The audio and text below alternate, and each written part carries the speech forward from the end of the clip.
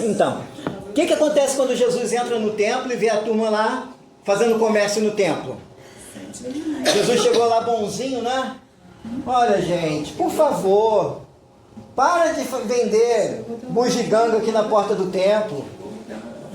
Vamos ser mais razoáveis. Gente, vamos dar uma ponderada nisso aqui. Por que vocês não vão vender, né, esse negócio lá em outro lugar? Aqui na porta do templo não, é a casa de Deus. Foi assim que Jesus fez? Não. Porque Jesus foi tomado por uma indignação. Mas Jesus pecou? Não. Porque foi uma indignação diante de uma situação que ele olhou e falou assim, não está certo. Ah, então é para a gente sair por aí virando mesa? Não, também não é assim. Você tem que ponderar e falar assim, qual é a minha atitude em relação a isso? E aí então ponderar a sua raiva. E aí nós temos um versículo que diz assim, irai-vos e não pequeis, não se ponha o sol sobre a vossa ira, nem deis lugar ao diabo. Esse é um segredo interessante aqui. Você vai se irar, mas você vai esfriar a cabeça e vai tentar resolver a situação da melhor maneira possível, no menor tempo possível. E principalmente dentro de casamento, uma boa regra é não dormir com raiva um do outro. Uma boa regra. Ficou com raiva? Aquele momento ali dá para bater boca? Não. Sai de perto, esfriou, vem cá. Agora que esfriou, vamos conversar. Por quê? Porque se você vai dormir com raiva, irado, no outro dia um levanta para um lado, outro levanta para o outro, vai dar espaço para um monte de coisa no outro dia. Para um monte de pensamento, um monte de coisa vai maquinando na mente, mágoas vão trazendo, lembrança de outras brigas, lembrança de outras discussões, e aí você começa a maquinar um monte de coisa na sua mente. Espera aí, será que realmente essa pessoa gosta de mim? Porque ela já fez. Então, tenta resolver no menor tempo possível, da melhor maneira possível. Outro versículo, Hebreus 12:15. Cuidado para que ninguém se abstenha da graça de Deus, que nenhuma raiz de amargura brotando vos perturbe e muitos sejam contaminados por meio dela. Então, a amargura é como se fosse uma raiz. A raiz, o que ela faz? Ela brota primeiro, vamos botar assim, uma sementinha, ela brotou na terra, a raizinha ela vai entrando, procurando caminho, para quê? Para se firmar o quanto antes, da melhor maneira possível, dentro daquela terra. Ela sai destruindo o torrão de terra, às vezes racha uma pedra, entra por dentro da pedra. É uma raiz de amargura, que ela começa pequenininha, mas ela começa a tomar espaço dentro da vida da gente, do coração da gente, e quando vê, a gente está amargurado. Então, cuidado para que ninguém se abstenha da graça de Deus. A raiz de amargura, ela tem o poder de tirar de nós a alegria da graça de Deus, a alegria daquilo que Deus é e que Deus faz por nós. Então nós temos que ter muito cuidado com isso. Outro sentimento, aí a gente já molhou um pouco aqui, tristeza. Qual foi o menor versículo do Novo Testamento? Alguém sabe dizer? Certinho. Menor versículo, não da Bíblia. Menor versículo da Bíblia é não matarás. Pelo menos na língua portuguesa é uma palavrinha mesmo, não sei em outra língua, né? Mas pelo menos na língua portuguesa, o menor versículo do Novo Testamento é Jesus chorou. E quando é que Jesus chorou? De Lázaro. O que isso significa? Que nós temos o direito de passar por luto. Temos o direito de passar por tristeza. Temos o direito de chorar por perdas. Se Jesus ele pôde chorar, mesmo ele sabendo que ele poderia ressuscitar Lázaro, né? Jesus sabia que ele poderia ressuscitar Lázaro. Mas quando ele recebe a notícia de que Lázaro está morto, quando ele chega ali, ele já sabia que Lázaro estava morto.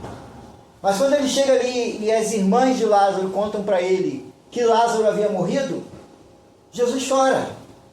E as pessoas que estão à volta de Jesus, elas olham e falam assim, olha como ele gostava dele. Chorou. Olha o quanto ele é humano. Jesus era humano, a ponto de chorar. E Jesus não chorou só uma vez. Jesus olha para Jerusalém e ele chora. E ele fala assim, Jerusalém, Jerusalém, eu queria colocar você debaixo das minhas asas. Jesus chorava. E nós temos o direito de ter tristeza.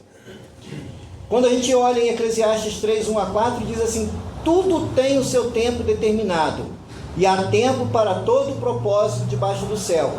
Há tempo de nascer, tempo de morrer, tempo de plantar e tempo de arrancar o que se plantou, tempo de matar e tempo de curar, tempo de derrubar e tempo de edificar, tempo de chorar, tempo de rir, tempo de prantear e tempo de dançar. Mas aí é onde mora o problema. Que tudo tem o seu tempo. O que significa que hoje eu posso estar em raiva, mas essa raiva não pode tomar conta de mim. Hoje eu posso estar triste, chorar por alguma coisa realmente. Você recebeu uma notícia que alguém que você ama está doente. Você recebeu a notícia que alguém que você gosta morreu. Você percebe que algo aconteceu com alguém, ou até mesmo com você, que isso traz sobre você um sentimento de tristeza. Mas essa tristeza ela não pode tomar conta de você, porque você vai procurar trazer de volta a alegria. Você vai procurar de volta trazer o contentamento. Você vai procurar de volta, o consolo de Deus. Então, nós temos também tristeza. E outro sentimento que é visto como ruim, mas que nós temos também o direito de ter, é medo. Alguém tem medo de alguma coisa meio estranha aqui? Fala. Sapo. Medo de sapo. Lagarto. Aqui, ó. Lagarto? Ah, aqueles grandões, né? Não, pequenininho. Pequenininho. Ficava olhando em parede. Não, é daquela que come folha. Aquele que come folha. Esse é vegano. Mas alguém tem algum medo estranho? Ah, não, né? Mas por que nós temos medo? Você já parou para pensar por que você tem medo de sapo? Alguma coisa aconteceu na sua infância que você não lembra. Pisou num... Deve ter sido nojento.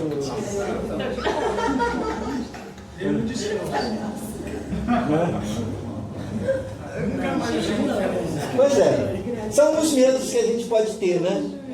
Então, o medo é uma reação natural ao perigo.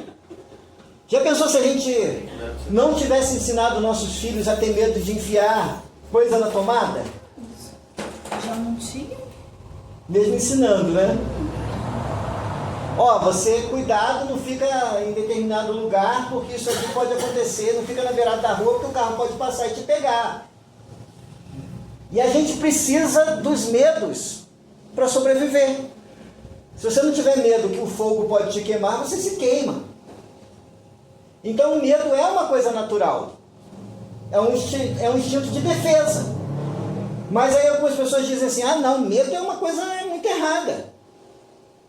O medo pode ser um medo de consequência de algo que fizemos ou fobia de algo infundado. É preciso entender a causa do medo para tratá-lo de forma, se necessário, né?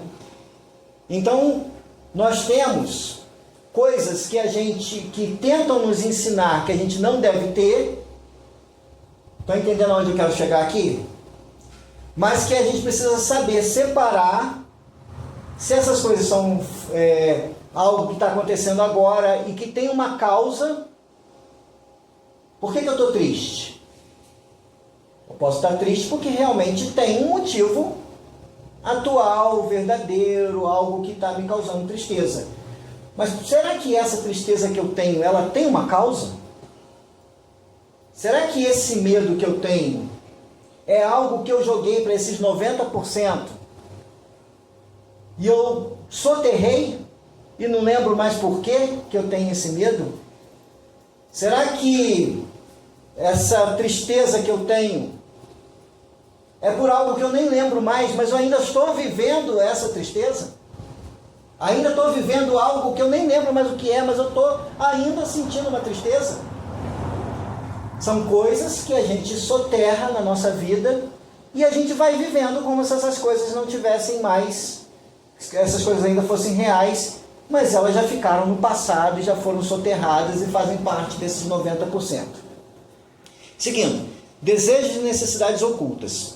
Podemos ter uma necessidade extrema de aprovação e validação por causa de uma rejeição ou simplesmente por busca de visibilidade. Então, por exemplo, eu sou uma pessoa com baixa estima. Estou dando um exemplo, estou dizendo que eu seja, um pouco sou. Né? E aí, de repente, eu tenho uma necessidade de aprovação. Por quê? Para tentar contrabalançar essa autoestima. Então, como eu tenho baixa estima, eu preciso de elogios. Eu sou movido a elogio. Por que eu sou movido a elogio? Porque se eu não recebo elogio, aí ninguém gosta de mim. Poxa, olha só, eu botei uma roupinha bonita, ninguém falou que eu estava bonito. Eu fiz determinada coisa com todo capricho, mas ninguém gostou.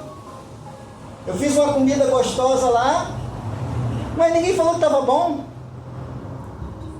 Ninguém gostou.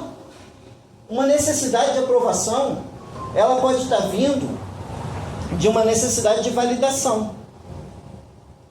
Podemos, nessa busca por aprovação, negligenciar descanso e trabalhar incansavelmente, nesse caso roubamos outros aspectos importantes da vida. Ou seja, eu posso transformar uma necessidade de aprovação numa compulsão. E eu vou falar que isso já aconteceu comigo.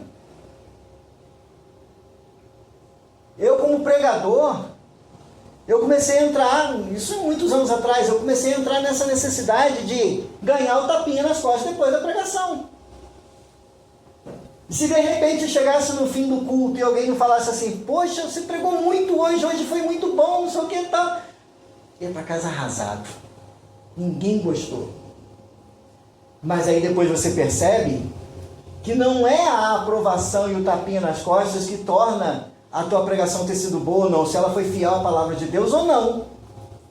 Mas aí você começa a entrar num ciclo vicioso de aprovação. Mas eu estou falando de mim como pregador, mas eu poderia estar falando de você na sua profissão. Você vai dar todo o seu melhor, faz tudo do melhor no seu trabalho, e ninguém chega e fala assim, poxa vida, você fez isso dessa maneira, que maravilha, você é muito bom. E aí você fala assim, eu não sirvo para nada. Eu fiz tudo direitinho, eu fiz tudo da melhor maneira possível, mas olha só, ninguém elogiou. Entendeu a necessidade de aprovação? Isso pode virar uma compulsão. E aí nós então negligenciamos por causa disso convívio familiar, lazer, cuidados com o próprio corpo, convívio social. Podemos colocar máscaras para esconder compulsões, traumas, mágoas, vícios e desvios de caráter. Ou seja, nessa necessidade de aprovação, eu começo a tentar esconder fragilidades. Porque afinal de contas, mostrar fragilidade não é legal. Alguém falar com você assim, tudo bem com você? Aí você fala assim, não está bem. Acordei hoje com dor de cabeça, acordei hoje assim, e eu também estou achando isso. E aí você começa a colocar tudo que você está sentindo, e a pessoa, depois a gente conversa. Aí você, nessa necessidade de aprovação, você fala assim, eu estou destruído. Mas se alguém perguntar se eu estou bem, eu vou falar se eu estou ótimo. Se chegar aqui na igreja, e aquele que conhece, aquele que é mais chegado, aquele que é mais próximo, fala assim, o Duarte hoje não está bem. Entendeu? Você começa a conhecer as expressões, você começa a perceber a maneira que a pessoa chega. A Kelly já chega aqui rindo, já chega aqui tal. Aí se a Kelly chega aqui séria, alguma coisa não está bem com a Kelly. Fiz alguma coisa. Mas porque quem tem que ser eu? Tem que ser eu, não pode ser outra pessoa. E aí nessa necessidade de esconder, então, de soterrar coisas, jogar para baixo da superfície, nós vamos criando máscaras e vamos espiritualizando tudo. Ah não, eu estou passando por isso, mas isso é o diabo que está se levantando contra a minha vida. Mas ela não percebe que ela própria está se intoxicando.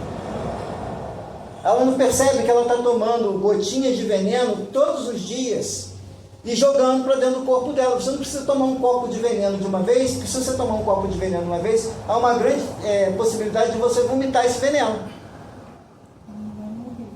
Agora, se você todo dia for lá na sua água e pingar 5 gotinhas de veneno, isso vai acumulando nos seus órgãos, né, e existe uma possibilidade maior de você morrer. Então, podemos no mesmo tempo espiritualizar tudo e dizer que Deus está no controle, mas sabemos que na verdade não está simplesmente porque temos medo de mudança. E aí então, quando a gente olha para todas essas situações, e talvez você tenha se percebido em alguma coisa que eu falei aqui, e você fala assim, tem alguma coisa na minha vida que não está bem. Tem alguma coisa na minha vida que precisa de mudança. E isso é só uma entrada, nós vamos falar de mais. Então, geralmente, nós só aceitamos a mudança se ela causar menos desconforto que a dor que sentimos. Olha que coisa estranha. Você só toma um remédio amargo se estiver doendo muito. Por exemplo, eu detesto chá de macaé, boldo. A Kelly é maluca, ela gosta dessas coisas assim. Mas sabe quando é que você vai me ver tomando um chá de boldo de macaé? Só se eu estiver realmente mal e falar assim, eu tenho que vomitar porque está me fazendo mal. Aí eu falo assim, já tentei de tudo, não tem, então agora Kelly faz lá o chá de macaé. Ou então um chá de boldo. Aí ela não faz simplesmente igual qualquer um vai lá e bate no liquidificador, não. Ela tem o gosto de pegar a folha e fazer assim, amassar e tirar aquele sumo. Aquilo, sabe? Para tirar tudo. Não, ela espreme com a mão. É só aquele caldinho. Aquele ódio. E fala assim, toma! Com o maior prazer, tal. Só que quando é que a gente faz isso? Quem não gosta, né? Só quando tá morrendo. A dor tem que ser maior do que o desprazer de tomar um remédio. Então quando é que a gente busca ajuda? Não tá aguentando mais. Quando não está aguentando mais. E aí a gente percebe assim, estamos descontrolados. Agora a gente pode mudar o slide. Só tem mais 10, tá, irmãos? Tô brincando.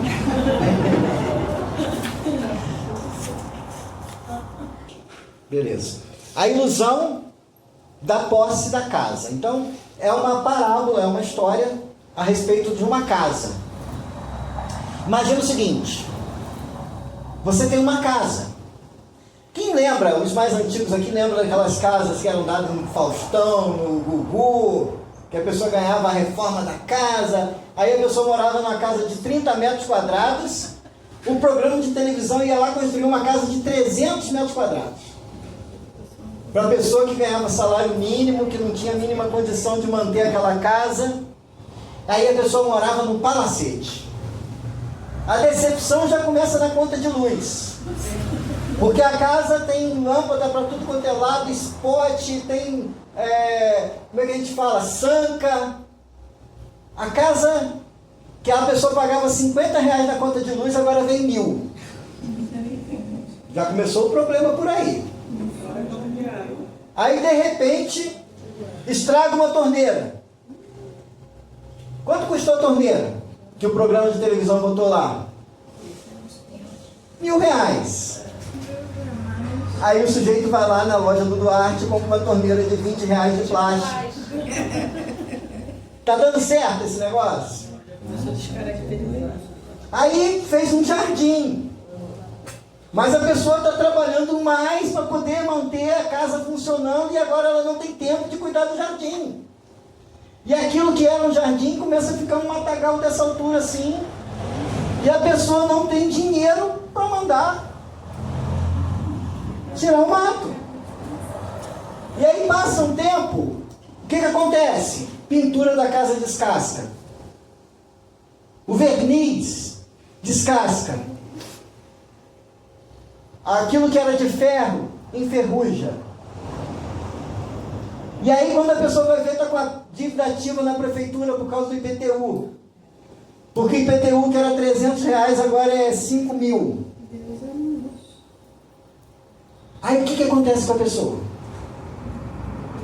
Ela, depois de muito sofrer com aquilo, ela dá conta de falar assim: eu não dou conta de ser dono dessa casa. É lógico isso, não é? Não dá conta.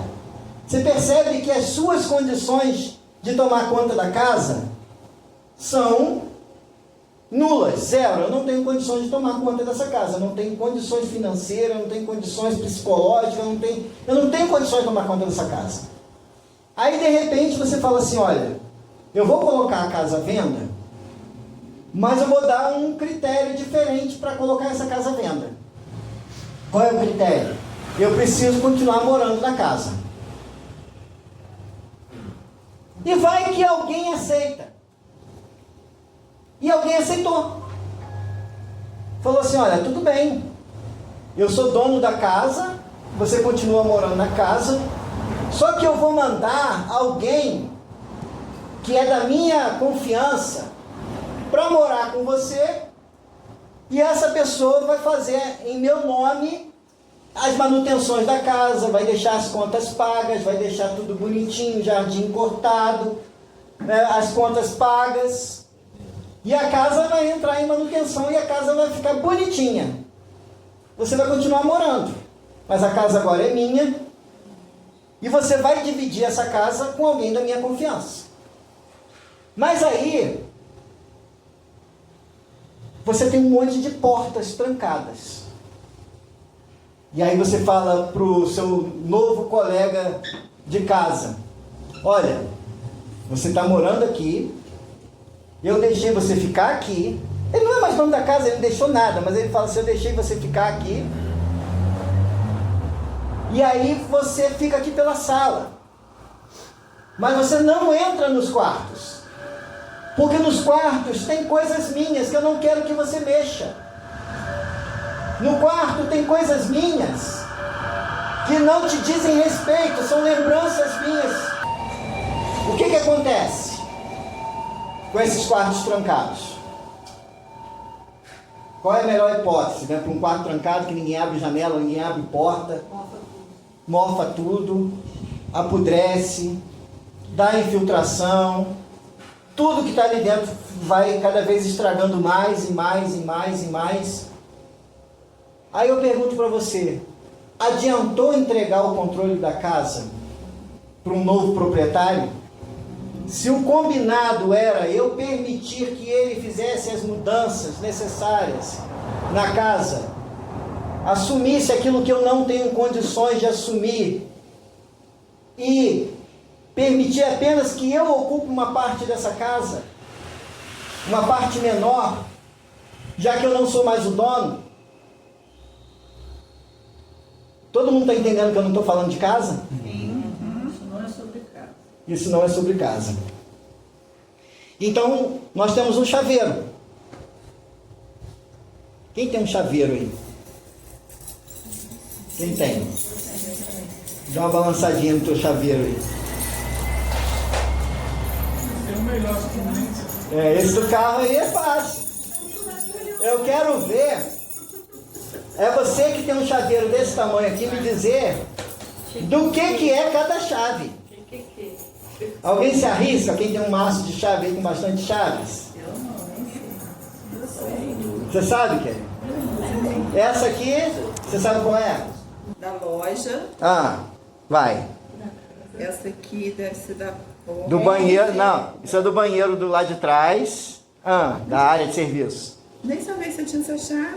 Vai. Essa aqui é do portão da minha loja, do cadeado da minha Não. loja. Essa, não, Da da sala. Da sala. Da sala. Essa daqui.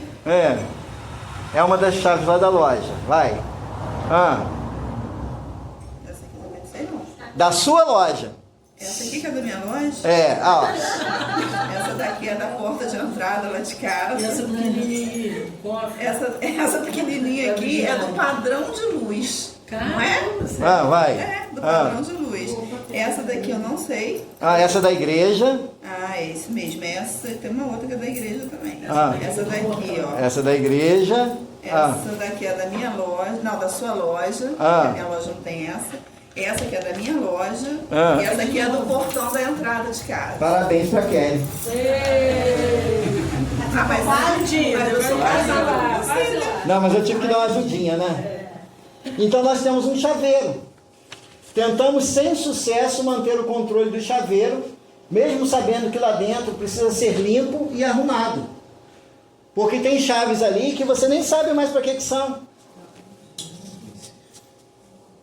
Se eu for lá na gaveta, lá em casa tem uma gaveta que está lotada de chaves que eu não sei mais para que é. Mas que a gente ainda não jogou fora. É da casa, era quando a gente tinha casa de aluguel. É de todas as portas daquela casa. Não, mas tem outros que você não sabe quais são. Então, o chaveiro. Entregar as chaves não é fácil. Queremos ter o controle de uma casa que já não é nossa. Queremos deixar do jeito que está, embora saibamos o resultado do controle que tivemos até aqui. Então você sabe que até aqui não deu certo, você manteve o controle, mas você continua querendo manter o controle. Aí eu falo para você, isso é uma coisa inteligente? É inteligente você querer resultado diferente fazendo exatamente igual o que você já fez e deu errado? Insanidade, exatamente. É insano você falar assim, uma coisa que eu tentei uma vez, não deu certo, eu vou fazer exatamente igual? Não dá. Eu tenho que fazer diferente. Até aqui eu tentei manter o controle da minha vida. Mas se até aqui eu tentei manter o controle da minha vida e deu errado, então por que a gente não tenta abrir mão de controle e permitir um novo dono da casa ter o controle? A ferramenta da reforma, retroceder para avançar, ou seja, você retrocedeu no controle para poder ir em frente. A verdade, olha só que frase interessante. A verdade nos libertará, mas primeiro ela nos deixará miseráveis. Quando Jesus lá em João 8,32 ele fala a respeito, conhecereis a verdade vos libertará. Para quem que Jesus estava falando isso? Para romanos, para gregos. Jesus estava falando para pessoas religiosas. E qual foi a reação dessas pessoas? Negação. Elas negaram. Não, nós somos filhos de Deus. Nós nunca fomos escravos. Nós não precisamos ser libertos. E aí, diante da negação, eles foram libertos? Porque a gente precisa sair da negação. A gente precisa olhar que a gente realmente precisa de libertação em áreas da vida da gente, que até aqui a gente tentou manter o controle. Então nós temos, pode passar, nós temos áreas da nossa vida que muitas vezes nós soterramos. E estamos falando que nós somos pessoas integrais. Ou seja, você não é só um ser espiritual. Você também tem um aspecto emocional, tem um aspecto intelectual, tem um aspecto social e um aspecto físico. Você não pode ser uma pessoa plenamente espiritual se você negligenciar as suas emoções, se você negligenciar o seu intelecto, ou seja, aquilo que a sua mente está dizendo para você que é errado, Você não pode negligenciar que você tem necessidades sociais, você tem necessidade de convívio com pessoas, de compartilhar com pessoas. Você não pode negligenciar que você também precisa de um cuidado físico. Então são todas essas áreas que a gente precisa avaliar, porque se todo esse conjunto não crescer junto, a gente começa a ficar desequilibrado. Então você pode ser uma pessoa de muita oração. Muita oração, acorda de manhã, faz uma hora de oração, lê a Bíblia, faz jejum, faz todas essas coisas. Está tentando cuidar da espiritualidade. Mas aí você não cuida do teu físico. Você vai ficar doente? E fatalmente, se você continuar doente, isso vai começar a afetar a sua espiritualidade. Você vai se sentir cansado, e aí você vai falar assim, não vai orar mais tanto, porque agora você cansado não consegue mais ter disposição. Você vai chegar no domingo à noite e vai falar assim, poxa, eu estou tão ruim que eu não vou vir no culto. Você vai começar a bocejar depois de um dia de trabalho, e falar assim, vou para lá, vou dormir. Pois é. Então, áreas a serem trabalhadas. Espirituais, somos diferentes dos outros animais, né? Nós somos, de certa forma, nós somos animais, não somos? Só que nós somos animais que temos coisas que os animais não têm. Para começar, uma alma e um espírito consciente, senciente, né? Então nós somos seres espirituais diferentes dos animais. Temos um espírito que sobrevive após a nossa morte. Ou seja, um animal morreu ali, acabou. Agora, a gente morreu e acabou? E aí, existe uma situação que você precisa cuidar do seu espírito, porque você vai se deparar com uma vida após a morte. Então, nós temos uma vida espiritual. E esse espírito, ele tem uma necessidade de quê? De se apropriar, de se aproximar do Criador. Mas o Criador tem regras próprias, portanto precisamos desenvolver um relacionamento com Deus que seja aceitável a Ele. Então, qual é o grande problema da humanidade? Criar deuses segundo a sua própria vontade. Por quê? Porque Deus tem regras para que a gente se aproxime dele. Mas aí eu, não querendo cumprir as regras que Deus tem para que eu me aproxime dele, para que eu seja uma pessoa espiritualmente saudável, eu vou e crio algo da minha cabeça, e isso se torna uma religião, muitas vezes até mesmo uma religião pessoal. Eu não preciso ir lá e alugar um lugar, construir um templo, para ter uma religião. Essa religião, ela pode estar aqui, dentro da minha cabeça. O primeiro princípio para você ter uma espiritualidade saudável é ter a compreensão correta de quem é Deus e qual é o propósito de Deus para a sua vida. Então nós começamos aqui. A primeira questão: temos que ter uma espiritualidade segundo aquilo que Deus quer que nós tenhamos. A segunda questão: nós somos pessoas emocionais.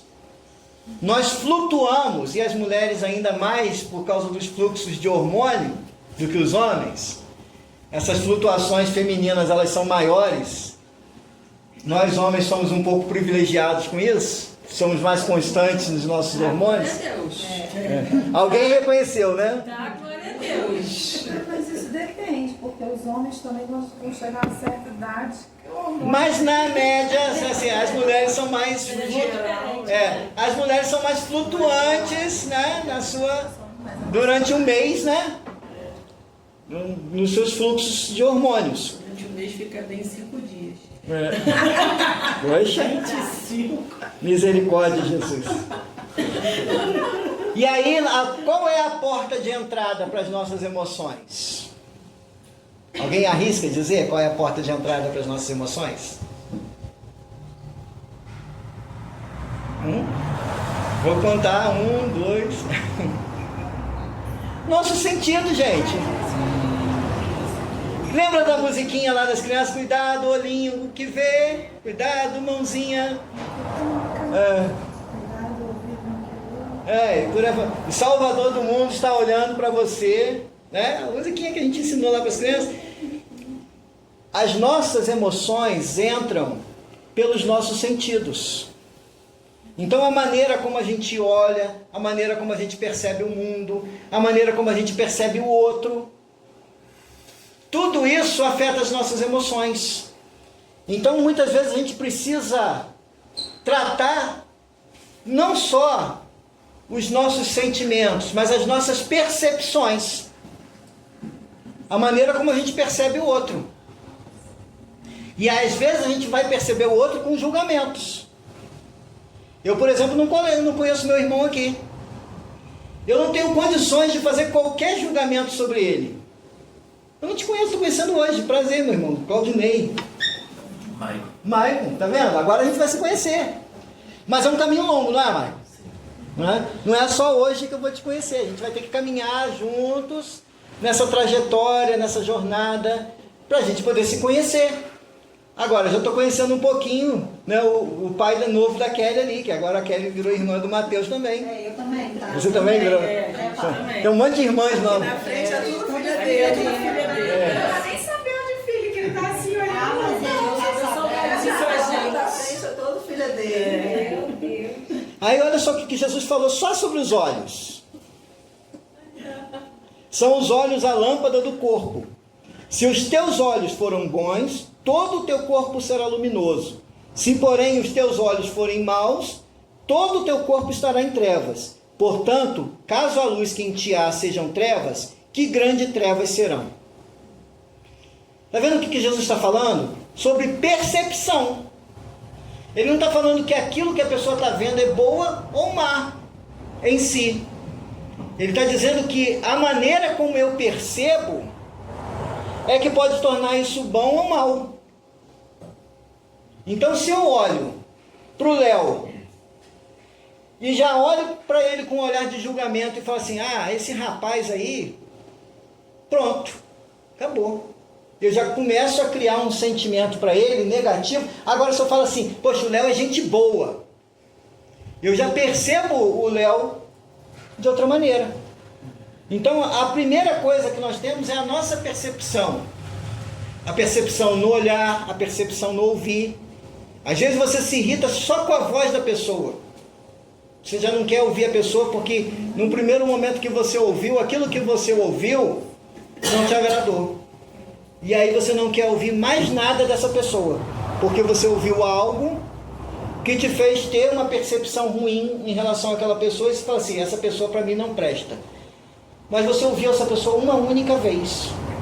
Você não teve a paciência de falar assim, peraí, será que essa fala dele foi infeliz?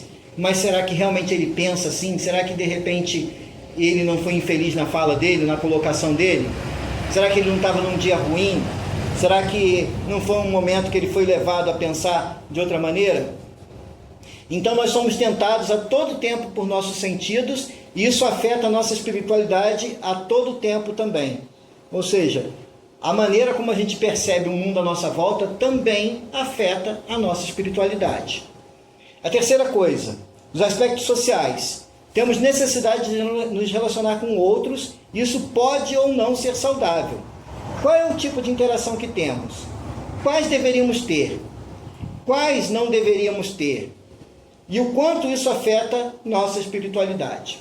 Vou dar um exemplo para vocês das pessoas que são internas na casa de recuperação.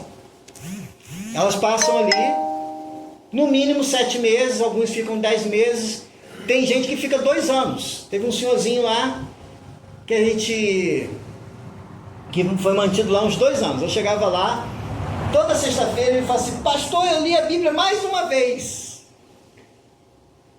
A pessoa chamava ele de Docinho, o nome dele é Dorcelino. Aí todo mundo chamava ele de Docinho. Você leu e entendeu, Docinho? Entendi. Tá bom, você entendeu, sabia que não entendeu, né? Aí tudo bem, ele ficou ali e tal, enquanto foi pagando, houve um problema na casa dele, a filha dele pegou um empréstimo no nome dele, na aposentadoria dele, a aposentadoria dele ficou retida, a casa de recuperação segurou ele mais um tempo lá, mas não tinha condições porque precisa de recursos para manter as pessoas lá dentro. Infelizmente, resumindo a história, ele saiu de lá. Aí eu estou lá na loja trabalhando, de repente eu vejo o docinho. Mas bêbado. Muito bêbado. Mas o que foi isso? Ele passou 2 anos recluso numa casa de recuperação, sem ter acesso à bebida, sem ter acesso às pessoas que podiam dar acesso à bebida a ele. Mas ele não tinha curado o seu interior. E quando ele saiu, aqueles problemas emocionais que ele tinha, agravado pela situação daquilo que a filha fez com ele, aflorou de volta nele o vício. Então, não adiantou ele supostamente ter lido a Bíblia sei lá quantas vezes, se aquilo que era a raiz do vício dele não foi tratada. Então aquilo aflorou de novo e não teve como ter uma espiritualidade. Ele foi batizado lá dentro, ele aceitou lá dentro, ele participava dos cultos lá dentro, mas a mudança interior não aconteceu. E físico, temos um corpo que foi dado por Deus e através dele que desenvolvemos quem somos, a maneira como somos conhecidos, que desenvolvemos ou não nossa espiritualidade, atentar para o uso correto do corpo, fazendo uso dessa regra de ouro. Assim quer vocês comam, quer bebam, quer façam qualquer coisa, façam tudo para a glória de Deus. Olha que maneira interessante de você se ponderar nas coisas que você faz. Isso que eu estou fazendo é para a glória de Deus? Se essa pergunta ela fizer parte de você, for uma plaquinha pendurada dentro do seu cérebro, assim, bem na frente do seu olho, assim, por dentro, né? Não sei se é possível você imaginar que existe uma plaquinha, né, fincada dentro do seu olho e fala assim: faça tudo para a glória de Deus. E aí você fala assim: determinada coisa que eu vou fazer, eu poderia chamar Jesus para fazer junto comigo? Será que essa coisa que eu vou fazer com o meu corpo, Jesus aprovaria? Já, afinal de contas, eu entreguei para ele o controle do meu corpo. Eu não entreguei para ele o controle da casa? Agora ele não é o dono? E será que o dono da casa permite que eu faça isso com a casa que é dele? Olha que regra interessante. Já quebra muita coisa, não quebra? O problema todo é que às vezes a gente continua querendo ter o controle da chave. Mas a partir do momento que você entender que o novo dono da casa tem o chaveiro, e esse chaveiro está na mão dele, e você precisa perguntar para ele qualquer alteração que você for fazer. Quem já morou de aluguel alguma vez aqui ou mora de aluguel? Praticamente todo mundo, né? Praticamente todo mundo. Geralmente, num contrato de aluguel, vem escrito assim: qualquer alteração deve ser comunicada ao proprietário. E a casa deve ser devolvida nas condições que foi alugada. Ou seja, se a casa estava pintada de roxo de bolinha amarela, você pode pintar a casa de branco. Mas quando você devolver, você tem que pintar a casa de volta de roxo de bolinha amarela, porque está no contrato de aluguel que a casa foi alugada com parênteses roxas de bolinha amarela. Ou seja, está no contrato que o controle da nossa vida pertence a Jesus. E, portanto, a gente está sendo uns inquilinos um tanto quanto negligentes. Mas vai ter uma hora que a gente vai ter que entregar a casa e falar assim: está aqui a casa, e aí, o que eu fiz com ela? Como que ela está? Seguindo, intelectual. Quando eu falo intelectual, vou olhar aqui. Tá bom. Quando eu falo intelectual, não estou querendo dizer assim: você precisa ler muitos livros para ser espiritualmente saudável. Tem que fazer um curso de teologia comigo lá para poder ser intelectualmente saudável. Como é que a gente fala? O marketing. O marketing. Não, mas tem outro negócio que o pessoal fala quando... O merchan. Não. Quando o aspecto intelectual é abordado, não quer dizer alguém que leu muito, estudou muito essas coisas. Quer dizer ter o raciocínio em perfeito juízo. Fazer escolhas sóbrias. Você já conversou com um bêbado? Já. Dá para ter uma conversa assim, séria, Não. respeitosa? Né, o cara tá bêbado de tudo e você fala assim, não, vamos conversar aqui, vamos combinar um negócio. Dá para combinar uma coisa com uma pessoa que está embriagada? Então, estar intelectualmente saudável é estar intelectualmente sóbrio. A sobriedade é algo exigido para que alguém seja espiritualmente saudável. Não dá para conciliar o não ser sóbrio espiritualmente falando e fisicamente falando. Não dá. Ou você é uma coisa ou você é outra. Não dá, não dá. Seguindo.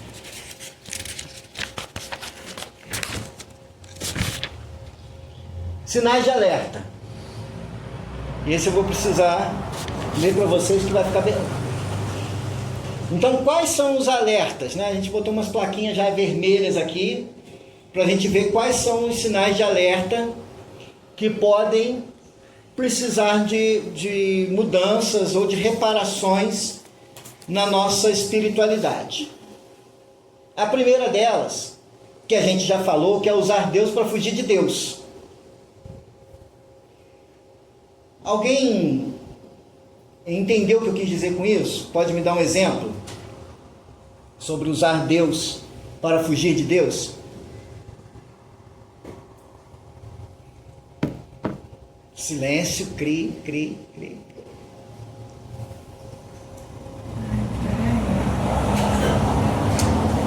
Acho que é usar, tipo, igual os fariseus usavam, tipo, eles pegavam a lei e disfarçavam, olha, nós estamos obedecendo a Deus, mas era tudo uma forma de omitir ou justificar aquilo que eles queriam fazer. É uma maneira. Você tentar demonstrar para as outras pessoas muita espiritualidade através de serviço, através de algo que você faz, entendeu? Tentar mostrar uma espiritualidade que você na verdade não tem. Então você faz muita coisa, mas no seu secreto com Deus, você está em falta. Você ora na igreja. Aí na igreja você ora para todo mundo ouvir. Você canta na igreja, mas aí mas no seu secreto você não louva a Deus. Você dá glória a Deus na pregação, mas no dia a dia a Bíblia para você fica jogada no canto. Então você demonstra uma espiritualidade e faz coisas para que outras pessoas vejam uma espiritualidade que na verdade você está usando Deus para fugir de Deus.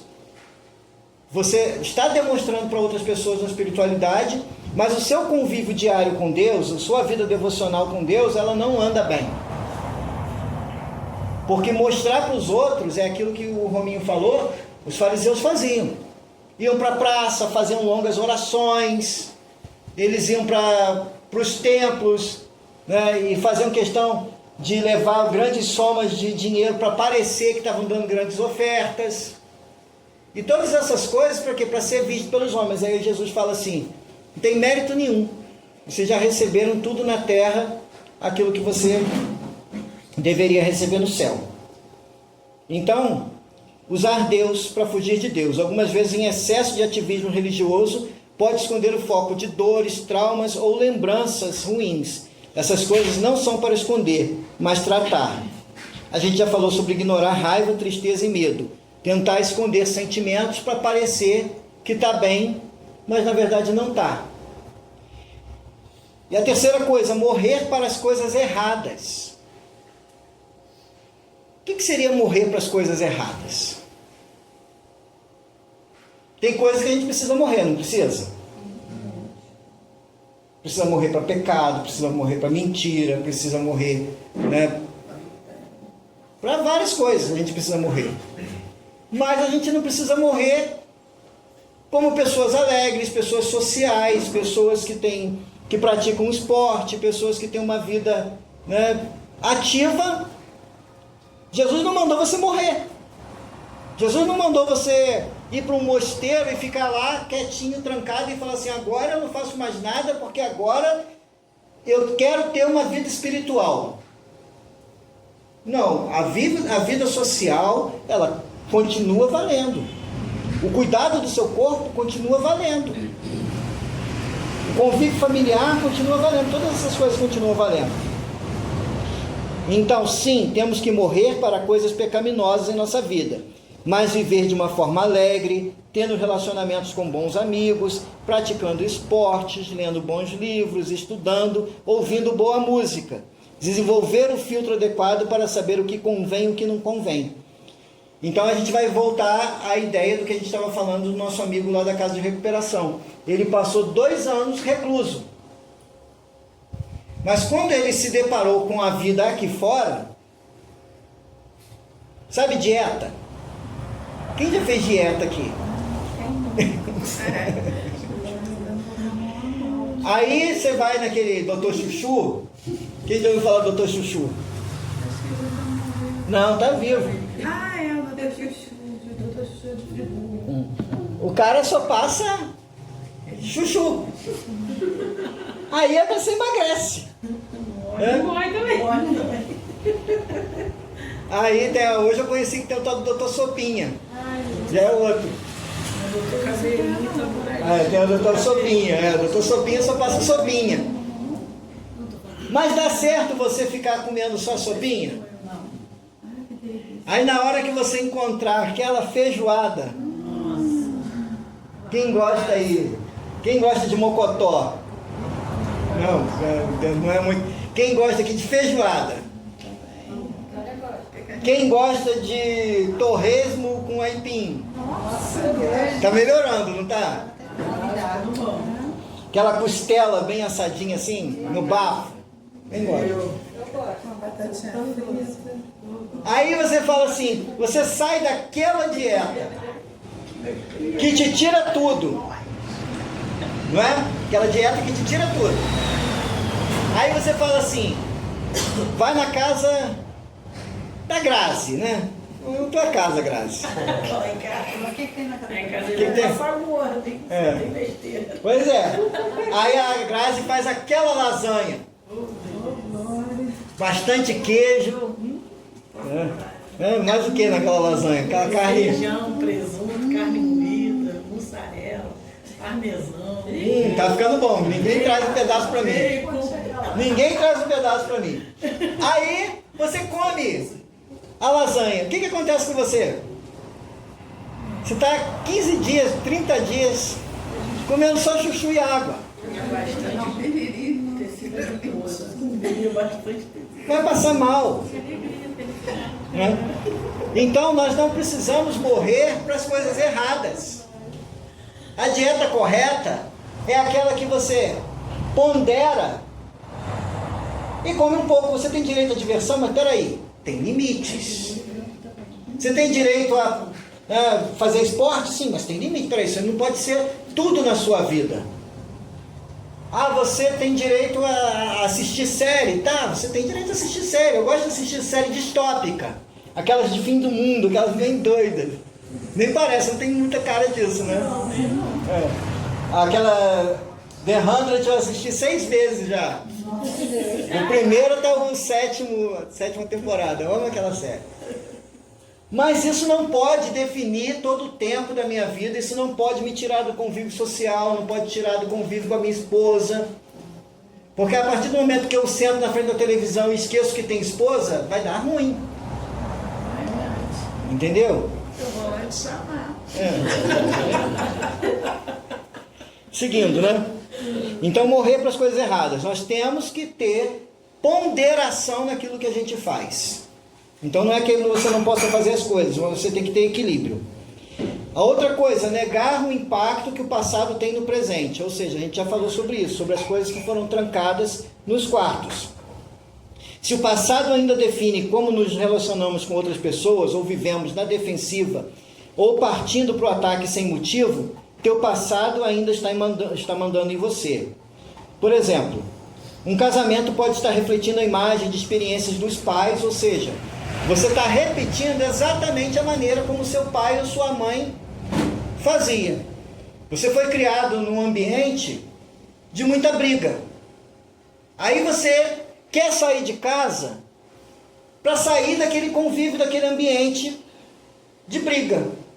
Mas você tem as mesmas reações que a sua mãe tinha com o seu pai. E o pior, você procura alguém parecido com o seu pai. Ou procura alguém parecido com a sua mãe. Para você ter as mesmas reações que a sua mãe tinha com o seu pai. Pode dar bom? Então você está fazendo igual de novo e está esperando algo diferente. Não tem como. Então negar o impacto que o passado tem. Exemplo, o casamento anterior teve adultério. Aí você vai e separa.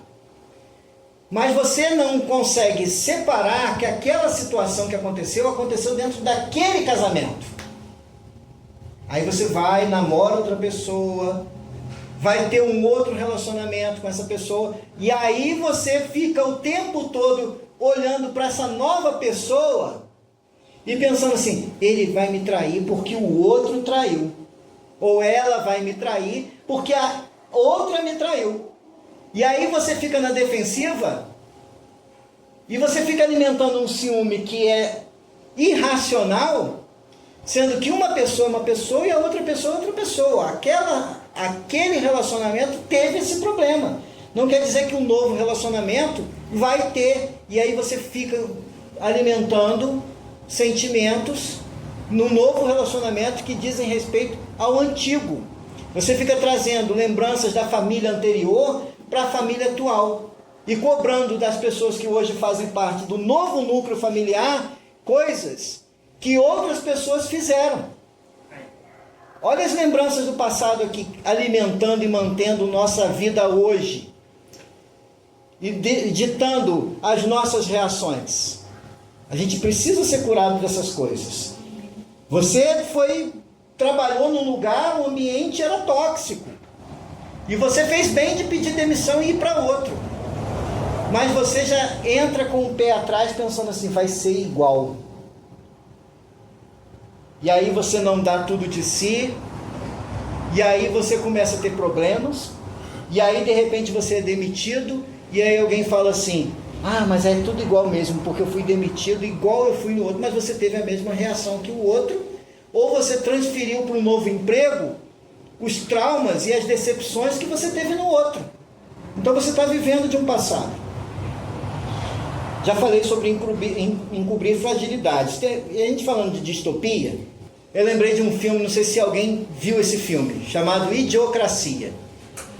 Mas o que eu quero trazer aqui nessa história desse filme é que as pessoas foram ficando burras e elas começaram a construir um lixão, que aquilo começou a ficar maior do que a Caledônia. Começaram a trazer todo o lixo do mundo para um lugar só.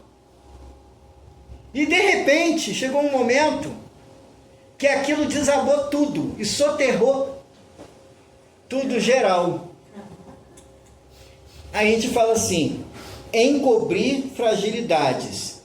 Mais uma vez, soterrar problemas só vai fazer a montanha de lixo aumentar e uma hora vem tudo de uma vez só. Profundo isso. Viu? Então, se eu ficar acumulando certas coisas na minha vida e isso for tomando um certo volume, daqui a pouco, quando vê, isso vem tudo de uma vez só e aí vem a crise. A crise ela bate quando o avalanche desce. Não é quando está tudo bem. A crise ela desce quando vem tudo de uma vez só. E foi o que aconteceu ali. E a outra coisa, viver sem limites. Quando ali está dizendo viver sem limites, não está querendo dizer viver vida louca, não. É o contrário. Se você viver sem limites, vou viver sem limites. Sou um homem sem destino. Né? Quem sabe o que eu estou falando? Meu pai tinha uma placa no carro dele que dizia um homem sem destino. Aí, o que é o contrário? É eu não colocar limites nos meus relacionamentos e permitir que o outro roube a minha energia, roube a minha paz, roube a minha tranquilidade, roube o meu descanso, roube a minha sanidade. Então, viver sem limites aqui é exatamente o contrário. Temos limites físicos e emocionais a serem preservados, não somos infalíveis e não podemos tudo sozinhos. Não saber a hora de parar, pedir ajuda, delegar, podem trazer desgastes que podem afetar profundamente a nossa espiritualidade. Você se torna codependente da dependência do outro. E aí você se sente o santo, né? Aí eu estou ajudando o fulano, mas eu estou dando todas as minhas energias, todas as minhas forças, estou me entregando por completo. Mas espera aí, você tem que reservar um pouco para você, você tem que reservar um pouco para a sua família, você tem que reservar um pouco para as pessoas que estão no seu entorno, porque aí você vai se desgastar demais, e aí realmente vai faltar energia para você, e aí quem vai ficar descarregado e quem vai ficar mal é você. Então, diante dessa situação toda que a gente viu, e isso é só mesmo para a gente poder ter uma ideia do que a gente precisa para ter uma espiritualidade saudável, a gente precisa perceber que precisamos ter o controle da chave na mão do novo morador, que é o Espírito Santo. E esse processo, ele não é um processo que acontece hoje. Eu não tinha como mostrar o Espírito Santo, então a IA criou um Jesus assim meio fluorescente, Então, Jesus é o dono da casa, o Espírito Santo ficou morando para colocar a manutenção em dia. Entregue o chaveiro nas mãos dele. Esse processo de entregar o chaveiro na mão dele, você hoje talvez possa entregar, quando você chegar em casa, e falar assim: Jesus, a coisa mais urgente que eu tenho para entregar para o Senhor hoje é isso. Você não vai conseguir entregar, eu estou te garantindo que você não vai conseguir entregar todas as chaves hoje. É um processo. Até porque tem chaves de cômodos da sua casa, de quartos da sua casa, que você já nem sabe mais onde está. Você ainda vai ter que procurar as chaves para poder entregar. Então é um processo que vai acontecer. E é por isso que o nome do nosso programa é Jornada. Pode passar. A espiritualidade emocionalmente saudável não é uma corrida de 100 metros. É uma subida rumo à montanha das bem-aventuranças, em busca do fruto do Espírito. Então nós vamos subir juntos. Então tudo isso que a gente falou hoje, eu estou aqui falando praticamente há 1h30. Espero não ter cansado vocês muito. 1h30, eu acho que eu bati o recorde. Aqui, né? Aqui. Eu já falei 6 horas consecutivas, então... Mas eu era mais novo. Enfim, essa montanha nós vamos subir juntos. E eu quero fazer uma coisa com vocês. Me ajuda, Kelly.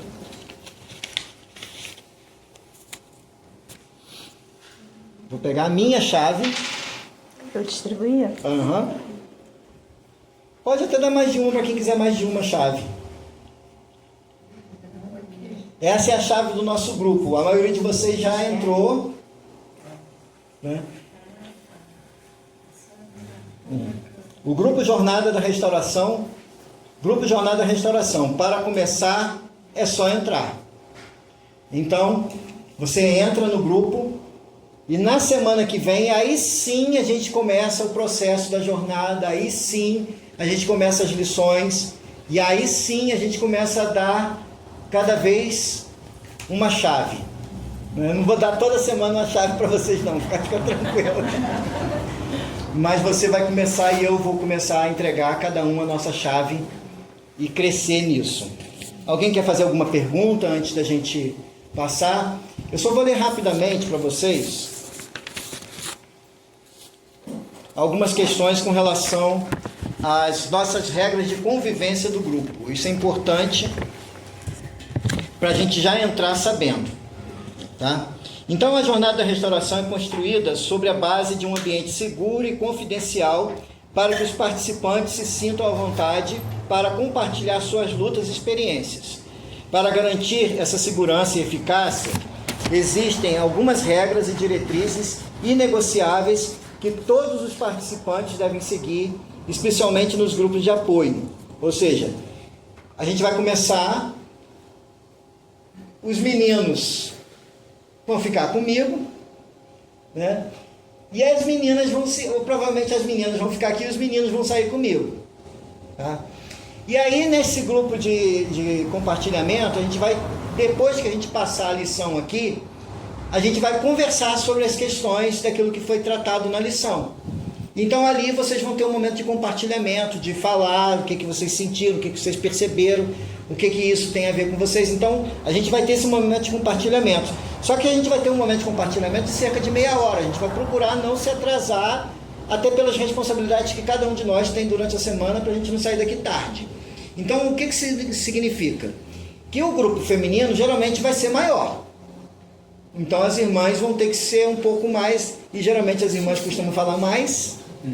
Então, já vão começar com a temperança no compartilhamento, né? Se você não tem nada para falar, dá oportunidade para outra irmã falar, para a outra irmã poder abrir. Os irmãos provavelmente geralmente são menos, e tem os irmãozinhos que gostam de falar mais, não vou dar nem o nome de certos irmãos, Certos pais.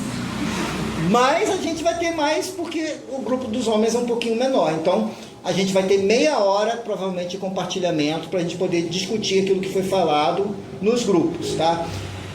As lições perto do fim da semana eu já vou passar para vocês no grupo, por isso é importante você entrar no grupo, para você já pegar a lição, já ler a lição, aí você vai receber a lição física na semana que vem. Depois a gente vai procurar entregar a lição antecipada. Então hoje a gente não está entregando, algumas pessoas falaram que viriam, não tiveram condições de vir, então a gente vai estar fazendo esse processo a partir da semana que vem, tá?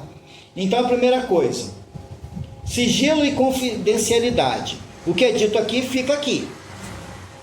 Ou seja, o Duarte falou que quando ele era criança aconteceu isso. Não é para sair daqui. A gente vai conversar aqui, isso vai ficar aqui, tá? Falar na primeira pessoa, ou seja, você não veio aqui para falar, meu ex-marido, minha ex-mulher, meu colega. Não, você veio para falar de você. É você que está em tratamento, é você que está em restauração, é você que está percebendo, é você que está sentindo, é você que está no processo. Então esquece o outro. É para você falar de você, é para eu falar de mim. Outra coisa, respeito e não julgamento. Não julgar, criticar ou tentar consertar o outro.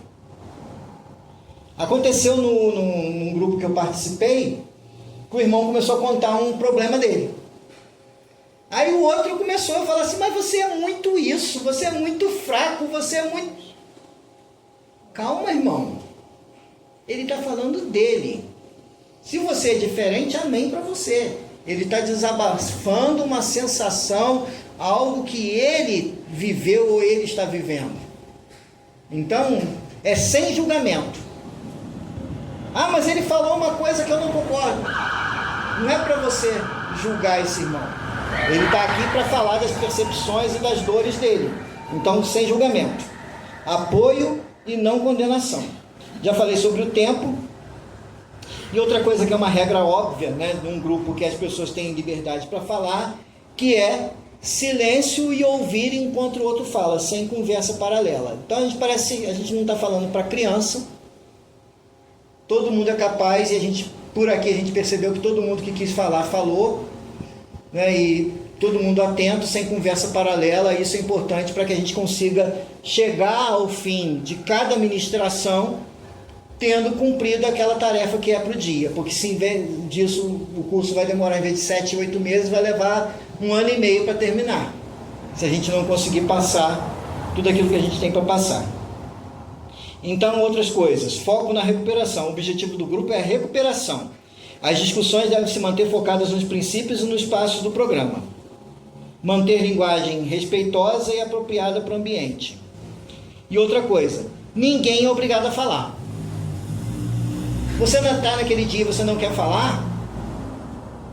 Hoje eu não estou querendo. Irmão, você quer falar alguma coisa? Não, obrigado. Então, próximo. Porque você pode estar naquele dia que você não quer falar. Você pode estar naquele dia que você não quer entrar naquele assunto, talvez é que você não esteja à vontade de conversar sobre aquele assunto. Então, respeito e o silêncio é uma das coisas importantes. Então, essas regras criam um ambiente de confiança, segurança e amor, onde os indivíduos podem ser vulneráveis, honestos e assim avançar em sua jornada de cura e transformação, guiados pelos princípios da jornada da restauração. Alguém quer fazer alguma pergunta antes da gente encerrar? Fica à vontade, é hora de perguntar. Oi, Cida. Os homens vão saber o porquê as mulheres Não. vão conversar e Não. vice-versa? Não. As irmãs, por exemplo, se as irmãs ficarem aqui, a gente vai lá para a salinha lá no canto. Vocês vão ficar aqui no cantinho de vocês, no momento, entendeu? A gente vai ter um momento do grupão. Terminou o grupão, agora a gente vai para o compartilhamento. Os homens, por exemplo, costumam ser menos, a menos que vire, né? Vamos botar que vire, que fique mais homens do que mulheres. O grupo maior fica, o grupo menor vai para a sala menor. E aí vão conversar em voz baixa, ninguém vai ouvir o que o outro está falando no outro grupo. O ambiente proporciona isso. Né? Ninguém vai gritar lá, ninguém vai gritar aqui, então, né, vai ter... Então fica à vontade. Né? Mais alguma pergunta?